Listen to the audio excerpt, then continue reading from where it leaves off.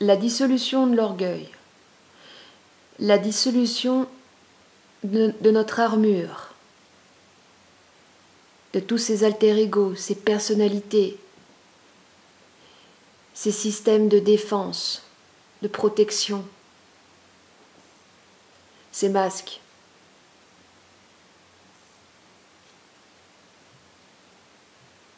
Ça ne fonctionne pas par l'intellect. Ça ne fonctionne pas par l'observation, par l'analyse, par la compréhension des structures. La compréhension des structures, ça sert juste à prendre un tout petit peu de recul, c'est tout.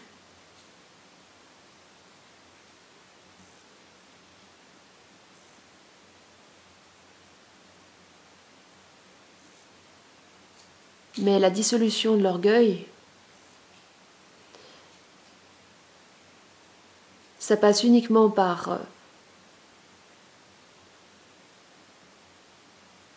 l'acceptation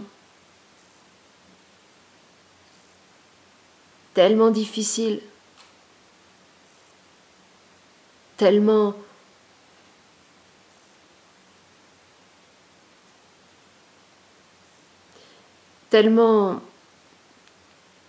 insurmontable, il semblerait pour tellement de personnes, d'aller voir ce qu'il y a de plus fragile en nous.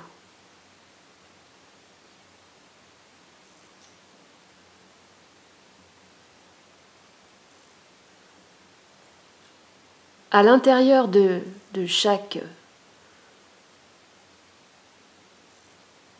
personne protégée par son orgueil se cache un cœur qui saigne.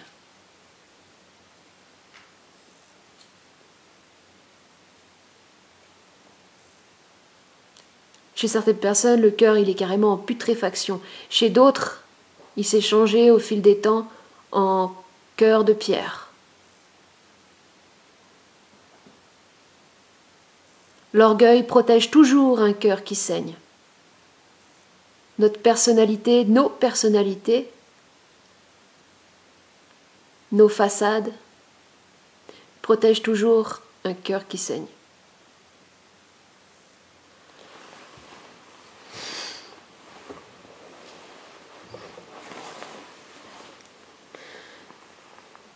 Tant que l'individu ne sera pas allé voir ce cœur qui saigne et qu'il utilisera les connaissances, ses centres d'intérêt, ses projets, ses rêves, ses fantasmes, ses identifications comme système de compensation à cette souffrance, à ce déchirement, il s'éloignera lentement et progressivement de son être sensible, il se rendra insensible et il souffrira, car la souffrance, la plus grande des souffrances, c'est d'être coupé de cette part sensible en nous. Il faut arrêter de croire qu'on est là pour guérir, pour être performant, productif, efficace.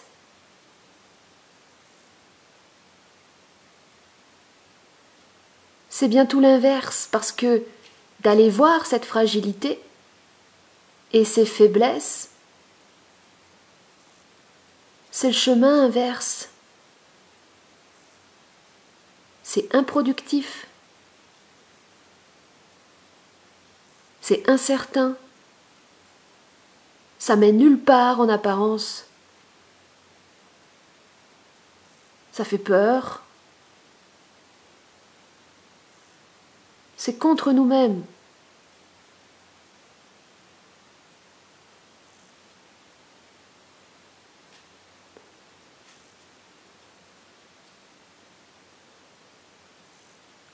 On n'est pas là pour guérir, ça veut dire que la vraie guérison, c'est de ressentir, c'est de sentir, c'est de pouvoir s'exprimer aussi sur ce qu'on ressent.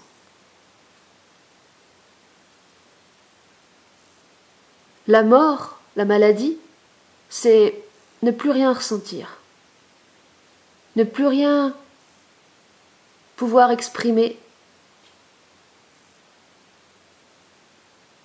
C'est aussi l'aliénation, c'est aussi le fait d'être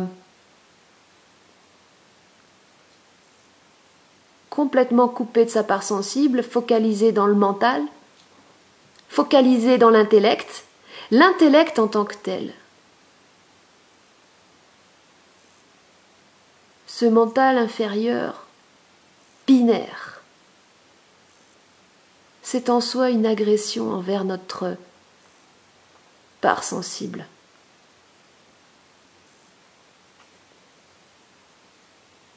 Un intellectuel, il se coupe de ce qu'il ressent.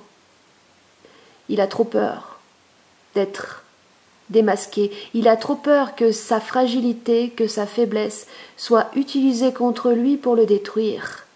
Donc il se protège dans les mots, il se protège dans les idées et les concepts. Comme dans un tank.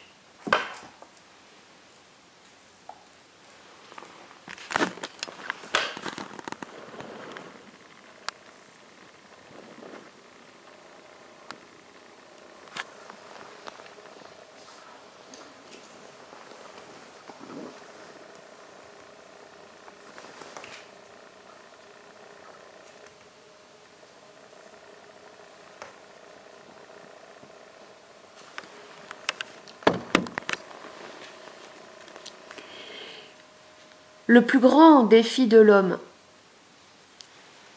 en tant que principe masculin, dans son principe masculin, c'est de pouvoir intégrer sa fragilité et même sa faiblesse. C'est justement ce qui est contraire au conditionnement que nous avons tous subi de ce qu'on a appelé le patriarcat, autant les hommes que les femmes. C'est là que le féminisme n'est pas juste. Ce conditionnement a été subi par les deux principes. Le patriarcat en soi, c'est une négation de la part sensible de l'homme et de la femme également. Donc, le défi, c'est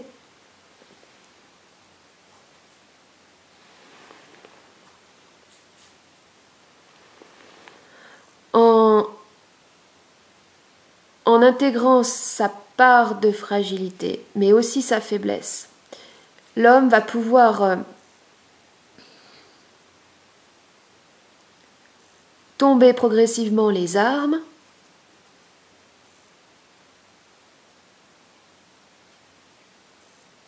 et pouvoir enfin exprimer la souffrance réfrénée par le conditionnement qui l'avait programmé à se taire, ou qui l'avait programmé à lui faire croire qu'il a le droit de parler uniquement si les sujets sont suffisamment intéressants, constructifs, productifs, pertinents, rentables, plaisants, amusants. En fait, l'homme, dans son principe masculin, doit intégrer sa non-productivité.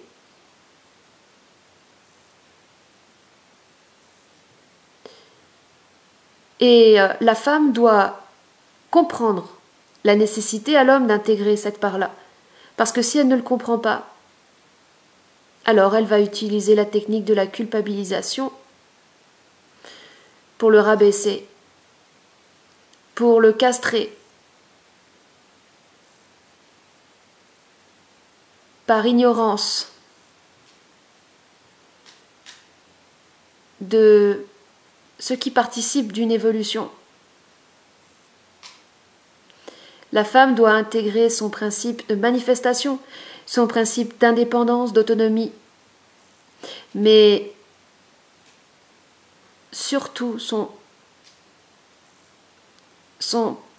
respect de l'intégrité énergétique de l'homme, parce que la femme a un lourd karma de prédation psychique et énergétique sur l'homme.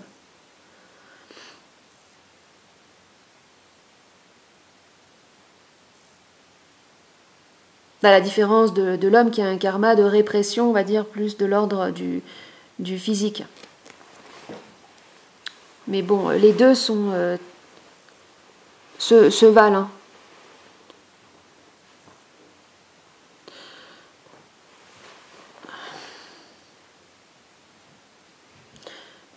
Donc, c'est pas par les compréhensions,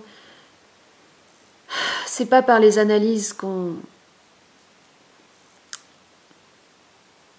se débarrasse en fait de nos conditionnements d'autodéfense primaires. Cette dissolution, encore une fois, j'aime bien penser à l'eau et au sel, parce que les larmes sont composées d'eau et de sel, et amènent une dissolution. C'est justement donc l'acceptation de cette fragilité qui va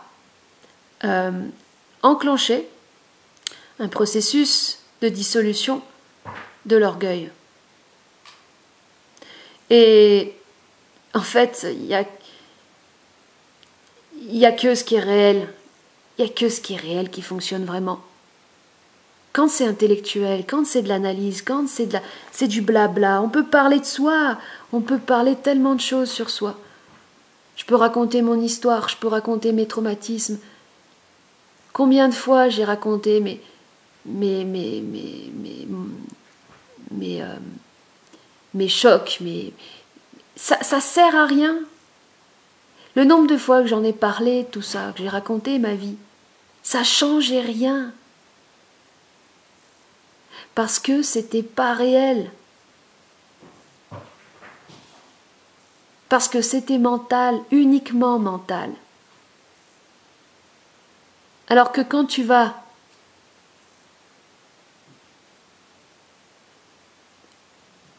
voir ce qui est fragile en toi, quand tu vas exprimer ce que tu ressens et que tu oses, pourquoi quand on regarde un film et qu'on a envie de pleurer, on se retient ?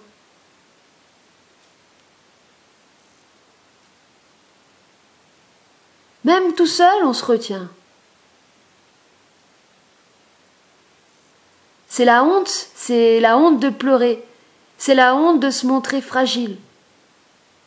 Et à chaque fois qu'on fait ça, à chaque fois qu'on se retient par honte de se montrer fragile, on donne raison à l'orgueil, c'est-à-dire qu'on donne raison au système de défense, de protection, et on va renforcer un de nos personnages, un de nos alter-ego. Moi, quand j'étais toute la partie... En fait, moi, ça a duré tellement longtemps. J'étais tout le temps en train de sortir mon personnage d'artiste loufoque. Tout le temps.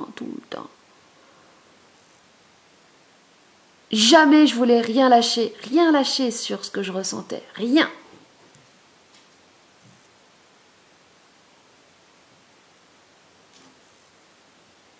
Derrière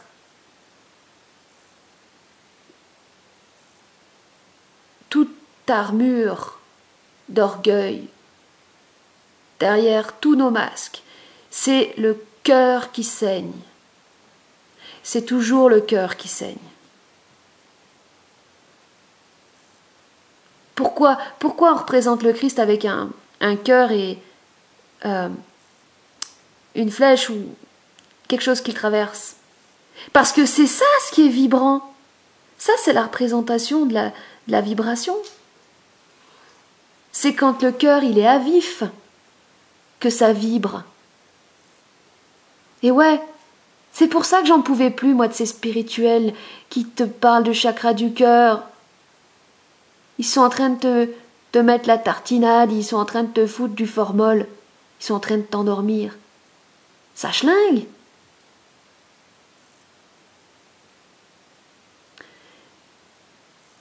Quand t'exprimes ta souffrance, quand il y a quelqu'un qui te plante un coup de poignard, Bah là au moins c'est réel.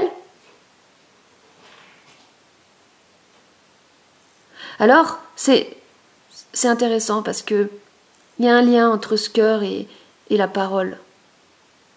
Parce que on a tous reçu des coups de poignard dans la vie, pas forcément des vrais coups de poignard, des coups de poignard émotionnels. Et quand on ressent, quand on prend un coup de poignard, c'est comme ce qu'on voit au cinéma quand il y a quelqu'un qui se prend un coup de poignard. Il y a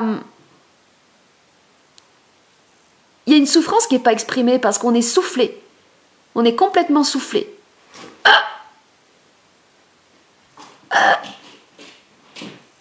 Et peut-être que ça fait même pas si mal que ça. Ça fait peut-être comme quand tu te ramasses par terre sur la cage thoracique, ça te bloque. Ça te bloque la cage thoracique, tu peux plus respirer.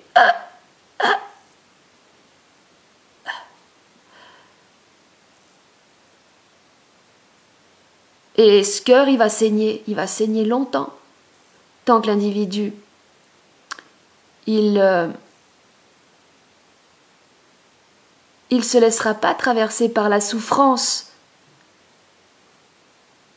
que c'est que de recevoir ce coup de poignard, parce que ça fait mal, mais sur le coup, tu sens rien. Et c'est pas en une fois, c'est pas un jour tu pleures et c'est bon, c'est jamais en une fois. Et c'est jamais terminé. Parce que c'est ça qui nous fait vivre, c'est ça qui fait qu'on vibre. C'est pas pour dire qu'il faut se nourrir de la souffrance, non. C'est ce qui fait que, c'est pour dire que quand tu ressens la souffrance, ça veut dire que t'es pas coupé de ta part sensible, ça veut dire que t'es vivant. Ça veut dire que ton cœur, il est à vif. Et nous, dans ce monde moderne, dans cette grande dégringolade, c'est ça ce qui a été notre perte. C'est notre perte de la sensibilité et c'est cette coupure d'avec ce cœur vibrant. Et le cœur vibrant, c'est pas un truc pour endormir les gens, pour les consoler. C'est déchirant.